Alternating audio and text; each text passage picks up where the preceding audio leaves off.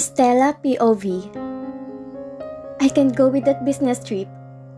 Narinig kong wika ni Mr. Carl sa loob ng kwarto nito. Pupunta kasi ako sa kwarto nito para magpaalam dito na may pupuntahan kami mamaya ng mga classmate ko para gawin ang preparation for foundation day bukas. Mukhang may kausap sa cellphone nito si Mr. Carl. I'll send you instead. Narinig ko pang dagdag nito bago ko dahan-dahang buksan ang pintuan. Mukhang hindi naman nito naramdaman ang pagpasok ko sa kwarto nito dahil naabutan ko tong busy pa rin sa pakikipag-usap sa kung sino man ang tumatawag sa cellphone nito. Napansin ko na kumunot ang noo nito na ikinangiti ko. Halatang naiinis na ito sa kausap nito sa kabilang linya, pero ang gwapo pa rin itong tingnan. Because I can't leave Stella here for 1 week. Sabi pa nito na ikinawala ng ngiti ko at ikinukunot noo. Bakit ako nadamay? Ako bang dahilan kung bakit hindi makakapunta si Mr. Carl sa business trip na sinasabi nito? Matapos makipag-usap ni Mr. Carl sa kabilang linya, ay bumuntong hininga ito at napahilot sa sentido nito. Mukhang problemado to. Halatang nagulat pa to nung mapansin ko sa may pintuan. Ninitian ko naman to bago ako lumapit. Are you okay? Tanong ko dito nung makalapit ako dito. Ngumiti naman to sa akin ng bahagya. I'm fine. Sagot naman ito. Napansin ko na minamasahe pa rin ito ang sentido. Kaya naman lumapit na ako dito ng tuluyan para ako nang magmasahe sa sentido nito.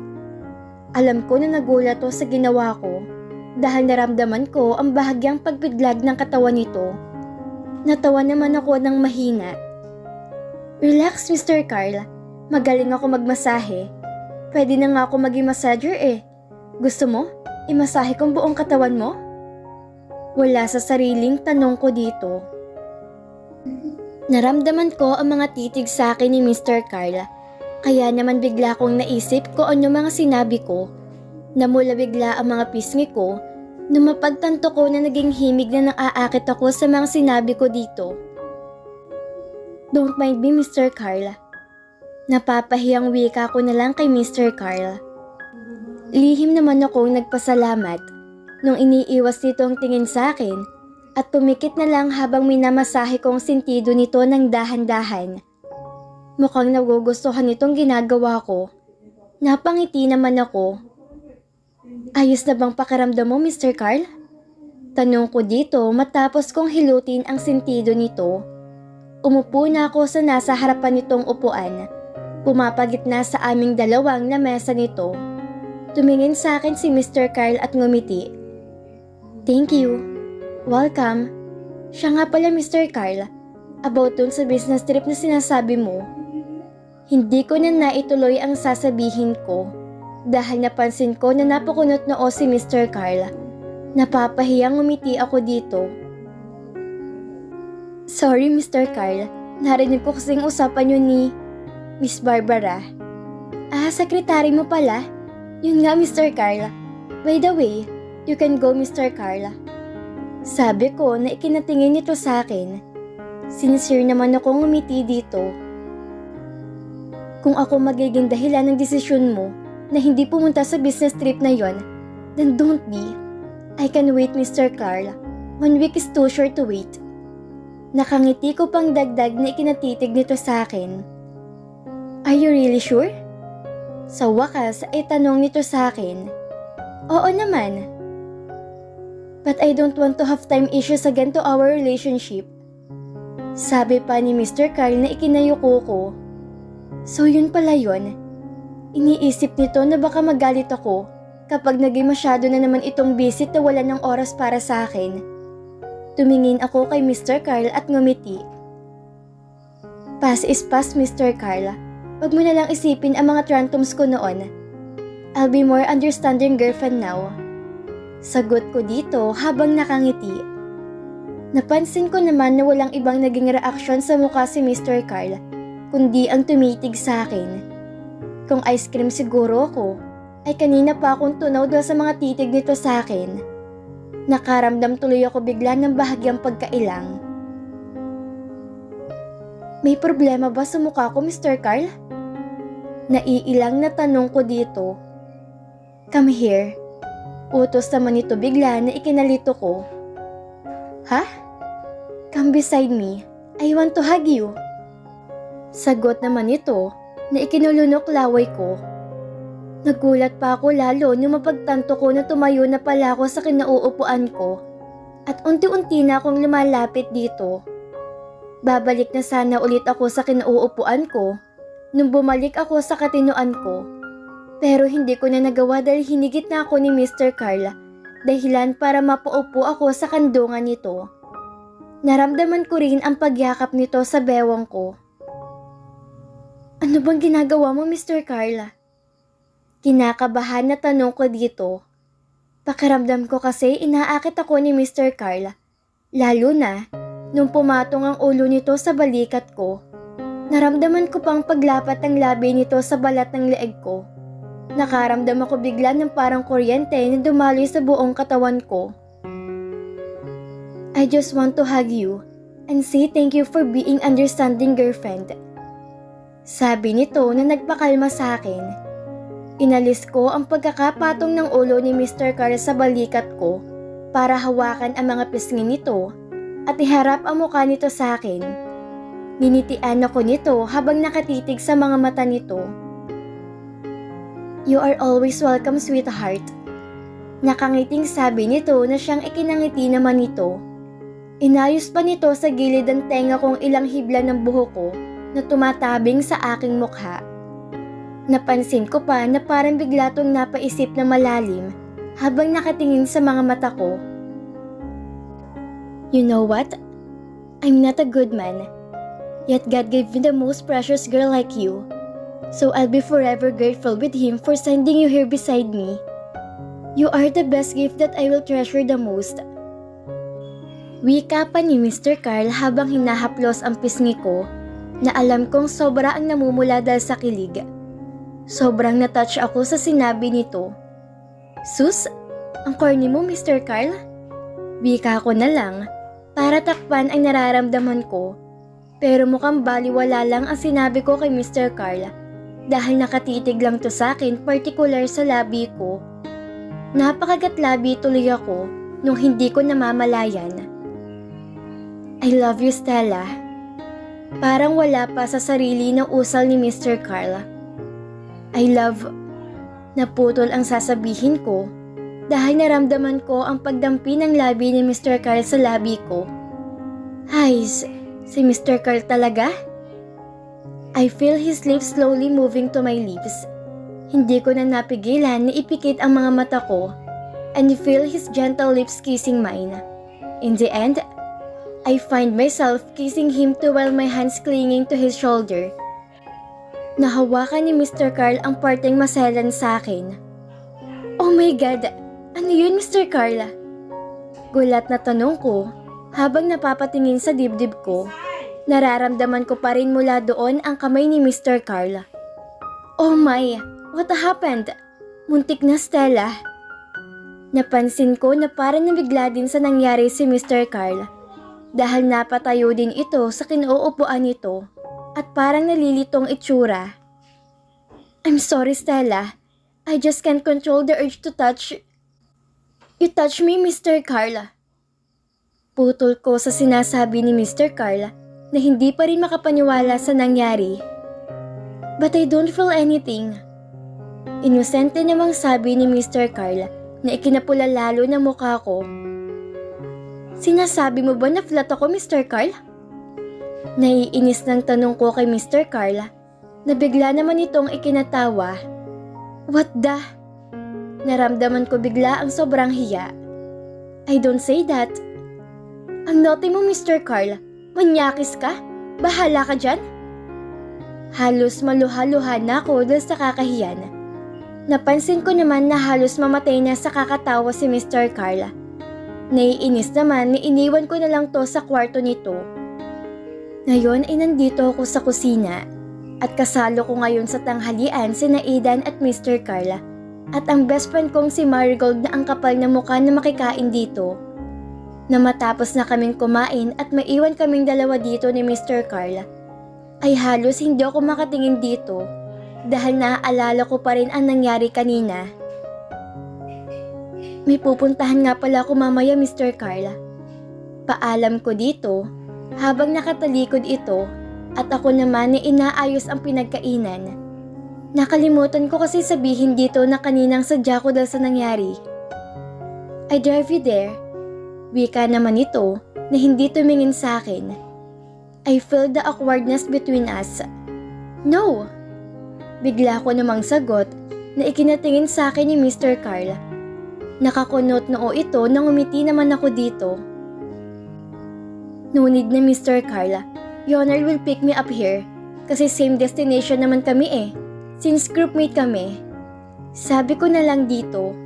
Actually, gusto ko lang makaiwas muna kay Mr. Carl kasi naiilang pa ako dito. Hindi niyo naman ako masisisi kasi first time kong mahawakan. So you know, napabuntong hininga ako. But I insist, Stella. Seryong ekspresyon ng mukha na sabi pa ni Mr. Carl. Wag na nga, Mr. Carl. Saka alam ko na may gagawin ka pa sa office mo, so I'll be fine. I can manage. And I'm your boyfriend, so it's my responsibility to take care of you. Napakamot na lang ako sa batok dahil sa kakulitan ni Mr. Carl. Naiintindihan ko naman to, pero naiilang pa nga ako dito dahil sa nangyari. Umupo na lang ako sa naroong upuan at hindi na umimik. Narinig ko naman ang pagbuntong hininga nito. Okay, fine. Go with him. It seems that you are choosing him over me. Just take her. Wika ni Mr. Carl na ikinukunot na ako at ikinabigla. Ano daw? Tumingin ako kay Mr. Carl, pero napansin ko na palabas na ito ng kusina. Habang nakapamulsat, hindi naman lang ako nilingon. Halata sa kilos nito ngayon na naiinis ito. U1 POV.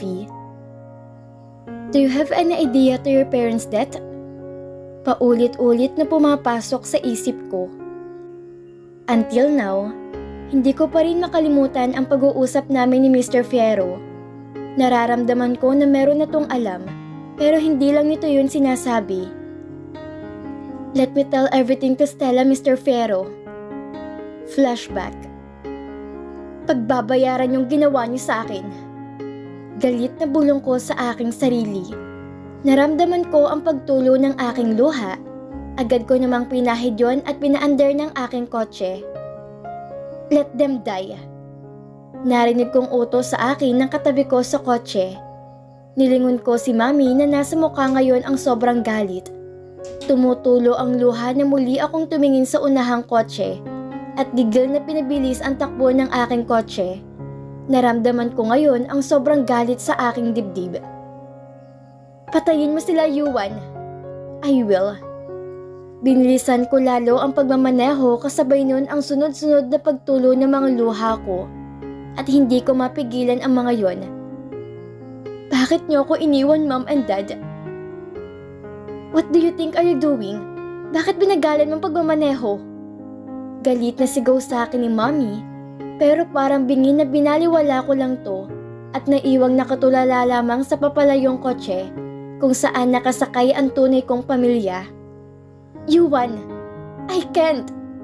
Ano bang sinasabi mong bata ka? Wala ka tagang kwenta kahit kailan. Sigaw sa akin ni Mami na sinimulan ng agawin ang manibela mula sa akin. Muling umandar ng mabilis ang sasakyan. At nagsimula na rin yung magpagiwang-giwang sa pakikipag-agawa ni Mama. Tumigil ka!